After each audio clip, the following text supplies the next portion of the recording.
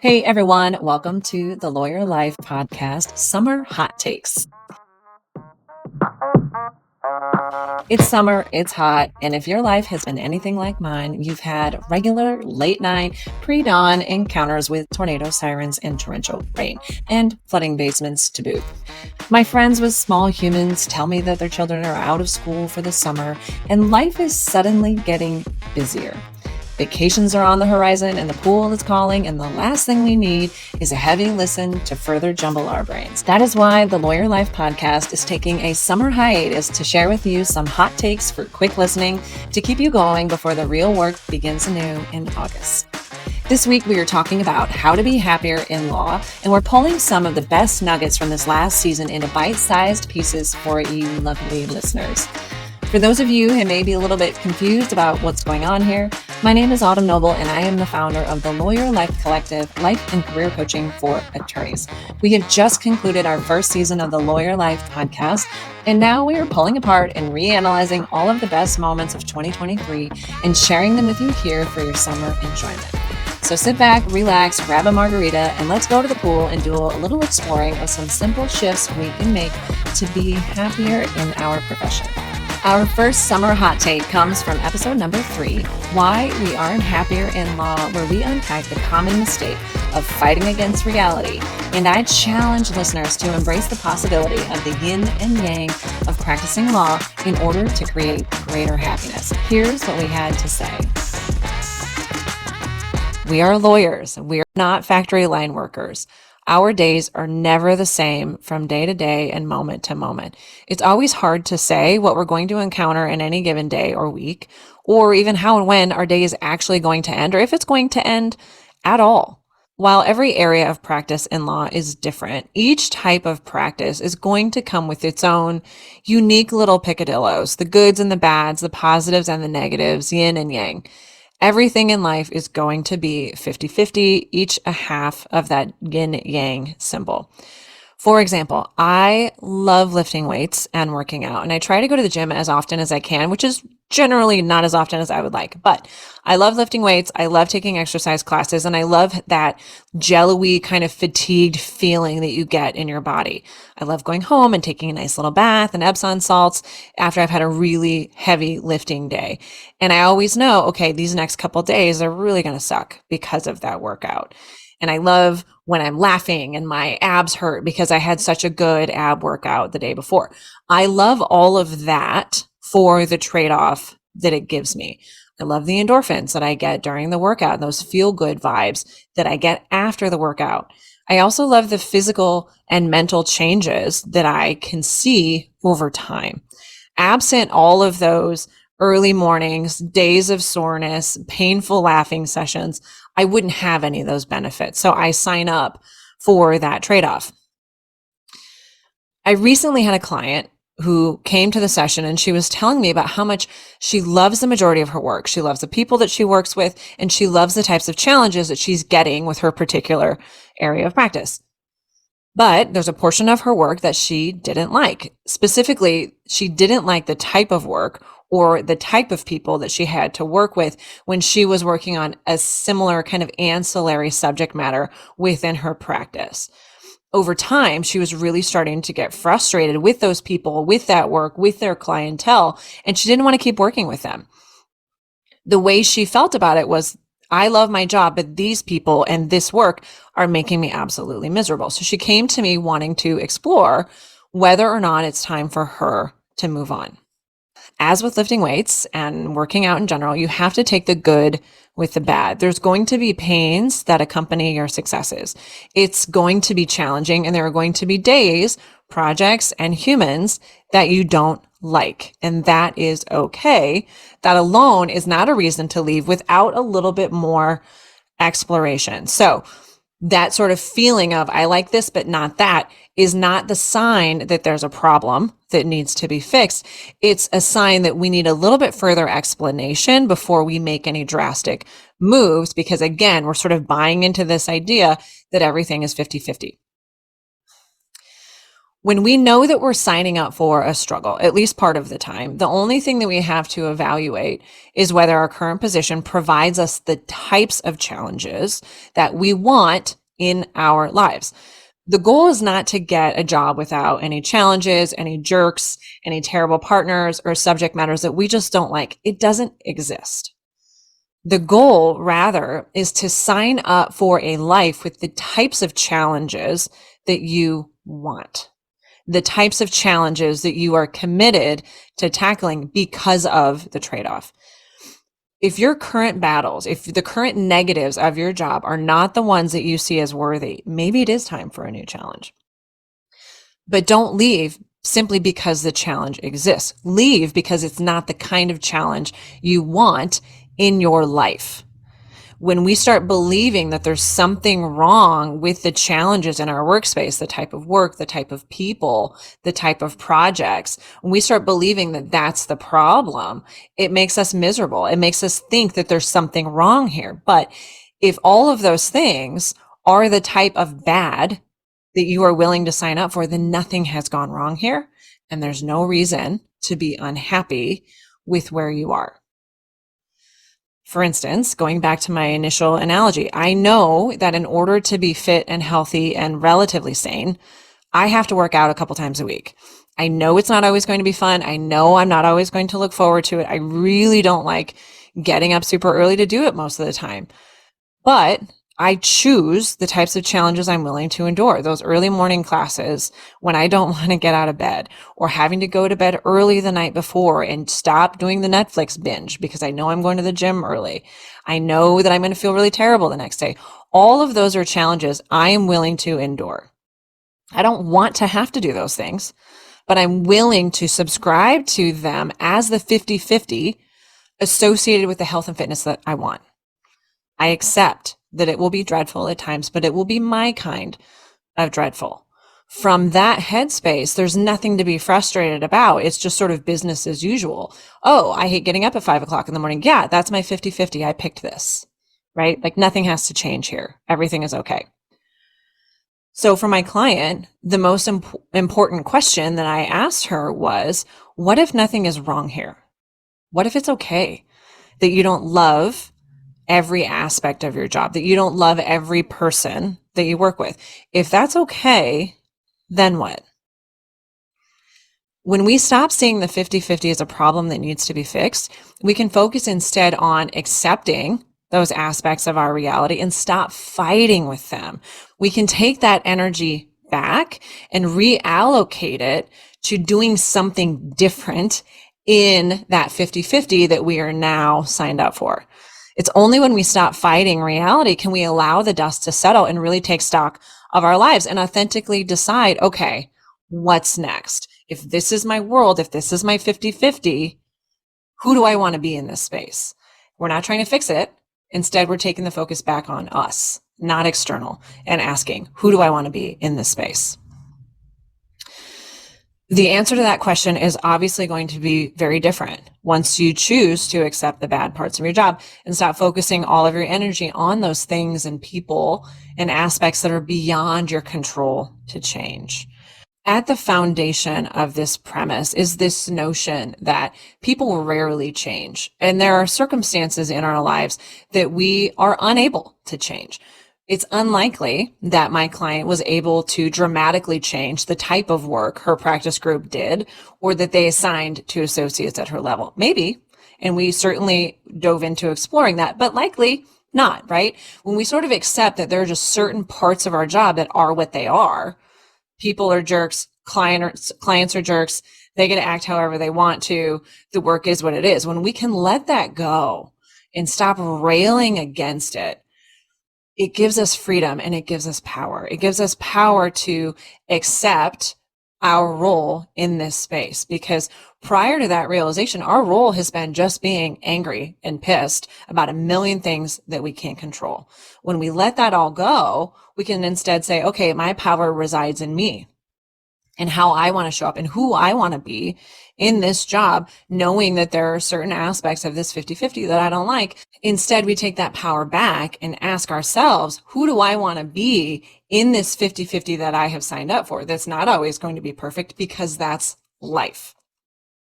How can I show up differently so those aspects of my job don't fester and upset me and suck me back into that drama triangle, essentially, where the client and the partners and the job, they're the villain and I'm the victim, right? How do I step out of that and sort of take those things as they come, show up differently so that I can learn from these parts of my job that are quote unquote driving me mad? Living with and handling problems is part of what it means for life to be 50-50. It's truly what it means to be human. The choice then is to decide what types of problems are you willing to deal with in your career. If a mansplaining boss isn't the type of challenge you are invested in working through, then by all means, move along, knowing that there will be other similar challenges wherever you go. If you think a mansplaining boss is something that you can just handle and like that's part of your 50-50, then we can absolutely craft strategies around dealing with that and explore why it is that that bothers you so much and how can we show up differently when someone does that to us. There is no unicorn job out there waiting for you. They all have their own unique challenges. We have to take back our authority and decide what types of challenges do we want to sign up for and stop fighting with the way things are. While it might seem relatively straightforward and simple, what I often find is attorneys who are struggling to overcome certain negative realities that accompany their practice. For instance, if you're the type of person who wants to have a very clear-cut schedule, who doesn't want to have unpredictability pop up on a Friday night when they're heading out of the office, and who doesn't ever want to work on weekends, you always want to be able to show up to those PTA meetings or to your kids' soccer games, being a litigator or a deal lawyer is probably not going to give you that flexibility. And that's not to say that other types of practices don't have their own unpredictability and things that come up on the weekends. That's not what I'm saying at all. What I am saying, however, is that choosing to be a deal lawyer, choosing to be a litigator comes with it unpredictability, being sort of beholden to the schedule of the courts or the plans of the opposing parties in the deal, whatever it may be. But there is a certain surrendering of your schedule to parties outside of yourself. That is the nature of the job.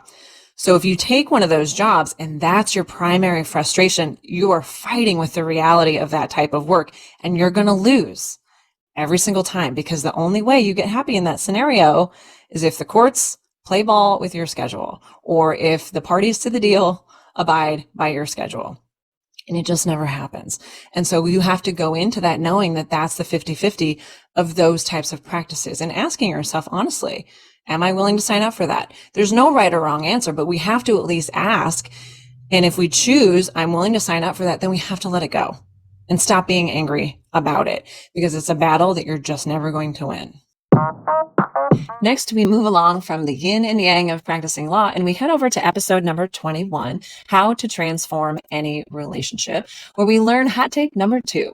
In order to be happier in our practices, we have to stop blaming others for our feelings. That includes our frustrations.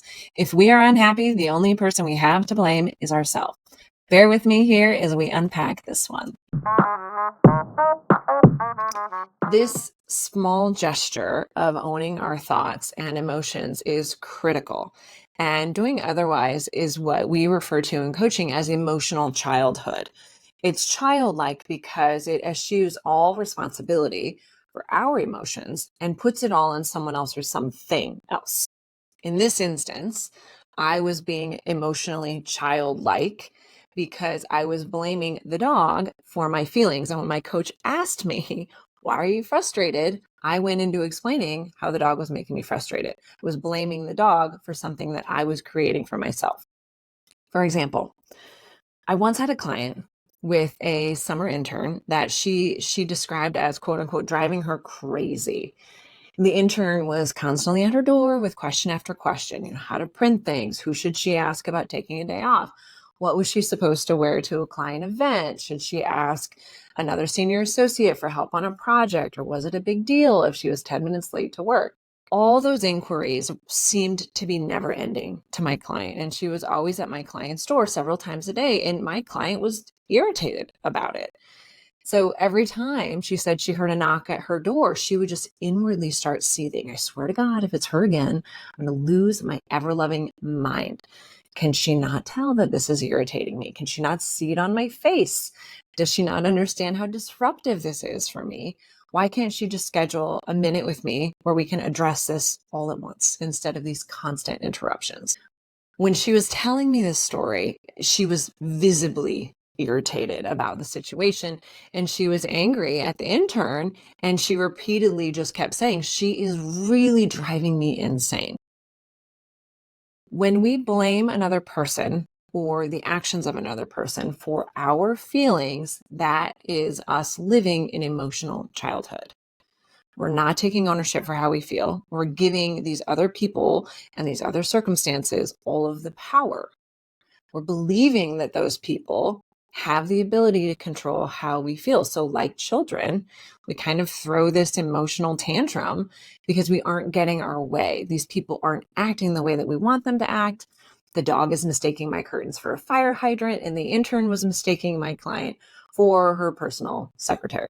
We are not taking ownership of our power over ourselves, but rather we are allowing their actions toward us to dictate how we show up and blaming their actions for our own. That is emotional childhood.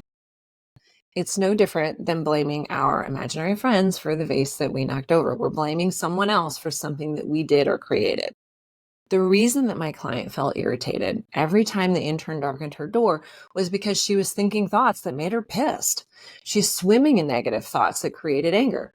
Can't she see that I'm busy? She was just here 10 minutes ago. Why didn't she ask me then? I can't believe she isn't getting it. And on she would go. And those thoughts were why she was so frustrated. The first step into addressing this situation was to get my client to recognize the true source of her feelings. And that was not the intern making her crazy. She was making herself crazy. Her thoughts were making her crazy. So first she had to recognize all of those thoughts that created anger and frustration in her. Once she recognized those patterns, she was able to evaluate whether those thoughts were serving her in the relationship. Clearly, showing up in anger and frustrated and fuming about the intern all day long wasn't getting anyone anything good, and it wasn't helping anyone. Furthermore, it wasn't helping her be the leader that she wanted to be. She wasn't acting like the partner that she wanted to be for that young intern, and she wasn't being authentic, and that was fueling her frustration even more. You are the only human capable of making yourself crazy. It's a hard pill to swallow, but once we can recognize that we're the source of our consternation through our thoughts, we can take a clearer look at how we're truly showing up in our lives. In this case, my client was not showing up how she wanted to. She wanted to be a good leader and an example, but she was letting that anger sidetrack her. Through working together, we were able to set aside the anger and emotional blame and imagine instead how she could show up as the best version of herself. She took ownership of her emotions and thoughts and decided to create a different result. So she shifted her thinking to, I can use this as an opportunity to mentor this intern. I can set her up for future success by discussing some professional boundaries with her and helping her see a better way of interacting with partners and supervisors. From there, my client scheduled some time with the intern, and she used that time to discuss all of the support available to the intern, as well as the importance of respecting other people's time. She made it clear to the intern that going forward, she would be more honest with her about her own boundaries and which questions were appropriate for her or that should be directed to other people. Meaning, don't ask the partner how to print something, right? These are the types of things that should be directed to your secretary. And she prepared the intern to start hearing that type of feedback from her and letting her know that she was doing it from a place of good intention and that she would, moving forward, redirect the intern to those resources. They agreed also that moving forward, they would meet for 20 minutes every other day over lunch to check in and discuss any questions or dig deeper into projects or whatever. Ultimately, the message was questions about really anything shouldn't be repeatedly addressed by office store drive-bys. In that instance, my client was able to access her own positive mentorship experiences from her past and approach a situation with empathy and compassion and the willingness to support this intern on her own professional path. All of this was possible because she was able to stop blaming the intern for her anger and frustration and identify the true cause, which was herself and her thinking. She evolved out of that emotional childhood and took ownership for how she wanted to show up and how she wanted to feel about the relationship. When her anger and frustration were quashed, she was in a much better space to address the situation in a professional manner. And she therefore showed up as the leader that she really envisioned herself to be. In turn, my client's inner work allowed the intern to better understand office dynamics, and it forced her to access some of her own resourcefulness rather than seeing my client as her on call easy button for everything. This is really at the heart of the work that we do, and especially the work that we do in dealing with other people and learning how to show up differently in relationships and therefore change the relationships. That one is always a hard pill to swallow, but I promise you, the sooner you start taking ownership for how you feel and not look to others as the cause of our frustration, the happier you're going to be immediately. The last piece in the puzzle for finding more happiness in your work is to start getting clear about what's working and what's not working, and to start taking action to change it, knowing that nobody else is going to do the work to create the career that you want. This is something you are going to have to build largely by yourself. For this hot take, we go all the way back to episode number 4, where we discover that part of our unhappiness in law is due to our very own lack of direction. If you're not setting goals that bring up negative thoughts and emotions, you're simply not goaling big enough to force that growth. And again, it's really about getting uncomfortable, as we talked about in our first episode. Okay, so now we know why having some direction in our careers is important. Why do we often choose to remain in the tornado rather than looking at these questions or setting new goals? The question that I posed earlier was this: what are we running from? What are we avoiding by not looking at these questions and giving them an honest answer? For many of the lawyers that I work with, it's actually pretty simple. They know that something has to change, but they don't want to face it because they're afraid to fail. They know they want to work less, have more balance, change their practice area, move firms, form their own firms. All of these are goals that I hear, but oftentimes we're afraid of the risks that accompany those challenges. We're afraid of the growth and the negative thoughts and negative emotions that come with identifying that goal and starting to act towards it. The ultimate risk that a lot of people are afraid of is that they pursue those avenues and they end up with egg on their face. They're afraid of how they're going to feel if they push for boundaries or balance and get completely rebuffed by their supervisors or their firms. If they ask for a new supervisor and they're told no, or they ask for a raise and it's declined, or if they start their solo firm and it completely tanks. That is what keeps a lot of people from acting in furtherance of their goals. The idea of those emotions and how it's going to feel is so huge and looming that it's a lot easier just to stay where we are. But ultimately, it's just fear of failure dressed up in sort of a very grown-up, noble, and rational outfit. It might sound something like this: I'm concerned with what my life would be like if I stayed, and I have some worries there, but ultimately, it's safe here to remain where I'm at because I have a good job and I make good money, and everything else is just unknown, and maybe it's going to be worse somewhere else. It's surprising how often I hear something along those lines in my sessions with lawyers. Recognizing that things aren't working and that something has to change, it is incredibly painful. Realizing that we have to endure the pain of leaving or the pain that accompanies a fight for change is also not a great place to be. It's not fun to fight for more boundaries and space and balance in your life. So we stay. And often we stay and we hate it and secretly boil beneath the surface about it. What I see that often looking like is we pour ourselves into our work because we don't want to face those realities. It's a lot easier to live in that fight or flight frenzy all day long than it is to stop, connect with that part of you that's wanting something different and ask those painful questions. And so instead, we work like crazy to avoid that knowing. I see attorneys who stay and they're bitter and they're conflicted about it. And they hate the fact that they know at some level they're not living authentically, that they want something different and it pains them. Knowing that and knowing that they're not acting on it.